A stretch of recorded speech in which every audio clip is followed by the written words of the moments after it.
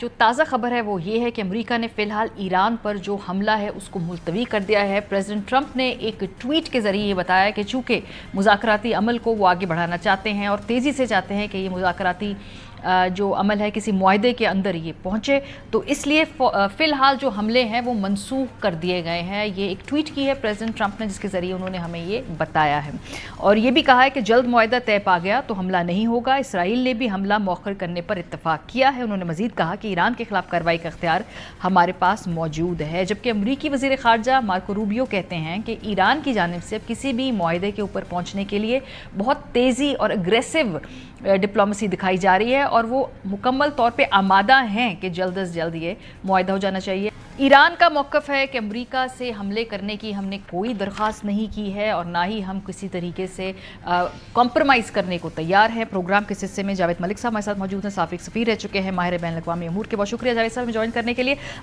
Washington کی confusion ہمیں بڑی واضح طور پہ اس وقت نظر آ رہی ہے۔ پریزیڈنٹ ٹرمپ ایک دن کچھ اور اناؤنس کرتے ہیں، اگلے دن وہ اپنے موقف سے پیچھے ہٹ جاتے ہیں۔ نظر آ رہا ہے کہ اسٹریٹجک کلیئرٹی ہے اس وقت واشنگٹن میں کہ ایران کے مسئلے سے اس وقت ڈیل کیسے کرنا ہے؟ دیکھیے، میری نظر میں تو آف کورس ایک اگر آپ بظاہر دیکھیں تو ایک ایمبیگوٹی نظر آتی ہے، لیکن اگر آپ اس کو ڈیٹیل میں دیکھیں تو میری نظر میں بہت ساری پس پردہ ڈپلومیٹک ایفرٹس بھی جاری ہیں۔ ہم جانتے ہیں کہ جب ایم او یو حاصل کیا گیا تھا تو میری نظر میں تو وہ ایک راہ فراہم کر رہا تھا ایران کو، جو پچھلے 47 سال سے تصادم کی ایک اسٹریٹجی اپنائے ہوئے ہیں، ان کے لیے ایک اپرچونٹی تھی کہ وہ اپنے ملک کو تصادم سے ہٹا کے تعمیر و ترقی کی طرف لے کے جا سکے۔ آپ جانتی ہیں وہاں پہ بے بہا تیل کے ذخائر ہیں، لیکن وہ ان کو ایکسپورٹ نہیں کر سکتے۔ ان کے پاس بہت سارے اثاثے دنیا بھر میں منجمد ہیں، لیکن ان کے پاس رسائی نہیں ہے، ان کو عالمی منڈیوں تک بھی وہ نہیں رسائی حاصل کر سکتے۔ ان کی جو عوام ہے، ہم دیکھ رہے ہیں اس وقت دنیا میں جین زی کی بات ہوتی ہے تو وہاں پہ بھی تو موجود ہیں ینگ لوگ جو چاہتے ہیں کہ ان کو اپرچونٹیز ملیں، امپلائمنٹ کی، انٹرپرینورشپ کی، لیکن وہ 47 سال سے ایک الجھے ہوئے ہیں اس تصادم کے راستے کے اوپر۔ یہ جو ایم او یو ہے یہ دراصل ایک ایسا راستہ فراہم کر رہا تھا ایران کو کہ وہ اپنی تصادم کے راستے سے ہٹ کے تعمیر و ترقی کی طرف جا سکتے ہیں۔ لہٰذا میری نظر میں تو ایسی کوئی بھی ایفرٹ جو اس ایم او یو کو ریسٹور کر سکتی ہے اس کو ہمیں ویلکم کرنا چاہیے۔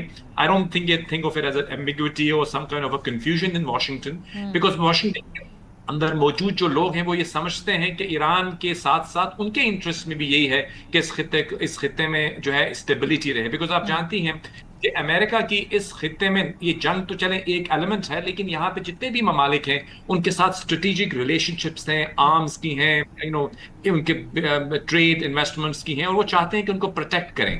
اور اسٹریٹ آف ہارموز ایک ایسا مسئلہ ہے جس پہ میری نظر میں پوری دنیا ایک سائڈ پہ ہے، ایران جو ہے وہ اس کو روکے ہوئے ہے، جو میری نظر میں ایک غیر دانش مندانہ اقدام ہے، کیونکہ اگر آپ ایک طرف کہتے ہیں کہ آپ انٹرنیشنل لا کی پاسداری کر سکتے ہیں تو پھر آپ کو اس کو اگنور نہیں کرنا چاہیے۔ تو میں سمجھتا ہوں اگر یہ ایک ریویو اینڈ اسٹریٹجی ہوئی ہے، ڈی ایسکیلیشن کی طرف ہم بڑھ رہے ہیں، تو اس کو میں ویلکم کرنا چاہیے۔ ون ہوپس کہ ڈپلومیسی will ultimately prevail۔ بالکل صحیح بات ہے۔ اس دوران ایک اور ڈیولپمنٹ بھی آج ہوئی ہے۔ سعودی عرب نے خطے میں جو ترسیل کرنی ہے مختلف اشیاء کی، توانائی کا ایشو ہو، بحری جہازوں کی گزرگاہ کی بات ہو، تو ایک دفاعی اتحاد بنانے کے لیے جو ہے بحری دفاعی اتحاد بنانے کی یہ تجویز بھی سامنے آئی ہے۔ یہ کیا لگتا ہے کہ یہ جلد اتحاد تشکیل ہوگا؟ کیا اتنا آسان ہوگا؟ اور اس پہ ایران کیسے رسپونڈ کرے گا؟ دیکھیے، پہلی بات تو یہ کہ جو اتحاد ہے یہ کسی کے خلاف نہیں ہے، it's not against aimed at any country. یہ ایک بیسکلی انٹرنیشنل لا کے جو نارمز ہیں جن پہ تمام یونائٹڈ نیشنز کی جو نیشن اسٹیٹس ہیں اور جو اس پہ سگنیٹری ہیں، جو اس پہ بلیو کرتی ہیں، کیونکہ جو رائٹ آف نیویگیشن ہے ماریہ صاحبہ وہ انٹرنیشنل لا میں انشرائنڈ ہے، تو جتنی بھی اسٹیٹس اس میں شامل ہوں گی یا ہو رہی ہیں میری نظر میں وہ تمام اسی چیز پہ کاربند ہیں کہ جو کہ آلریڈی انٹرنیشنل لا میں اگریڈ ہے۔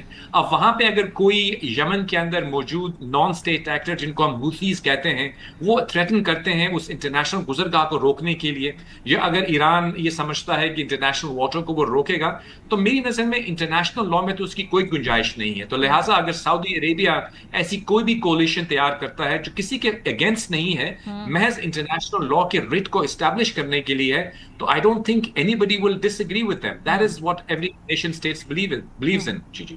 बहुत शुक्रिया जावेद मलिक साहब, प्रोग्राम के से हमारे साथ थे और हमें बता रहे थे कि भाई इस पूरे मौके पे अमरीकी रिट्रीट जो है उसको एक अपॉर्चुनिटी के तौर पे लेना चाहिए और डी एस्केलेशन का यहाँ पर इस वक्त हमारे पास जो है एक रूम है जिसे हमें मौके को, अपॉर्चुनिटी को फ़ायदा उठाना चाहिए. इस दौरान आज हम आपको बताना चाहते हैं कि डॉन के अंदर इस इत्तेहाद के हवाले से एक बड़ा दिलचस्प इदारिया है और जो डॉन अखबार का इदारिया है इसमें इस सऊदी इत्तेहाद का पूरा जायज़ा लिया गया है और उसमें कहा क्या जा रहा है क्विकली हम आपको बताते हैं. अमेरिका और ईरान के दरमियान जारी जंग के बायस मशरक़ वस्ता में नई सफ़बंदियाँ हो रही हैं जबकि ईरान और अरब ममालिक के दरमियान बराह रास्त तसादुम का खतरा भी बढ़ रहा है. सऊदी अरब ने बहरा अहमर, खलीज अदन और अपनाए बाबुल मंदब में बहरी सलामती मजबूत बनाने के लिए एक नए बहरी दिफाई इत्तेहाद का ऐलान किया है जिसकी पाकिस्तान, मिस्र और तुर्की समेत कम अज़ कम 14 ममालिक ने हिमायत की है. ये इत्तेहाद ऐसे वक्त में सामने आया है जब ईरान के हामी यमनी हुसियों ने सऊदी बंदरगाहों की नाकाबंदी का ऐलान किया जबकि ईरान अपना हुर्मुज़ की बंदिश के जरिए अमरीका और उसके इत्तेहादियों पर दबाव डाल रहा है.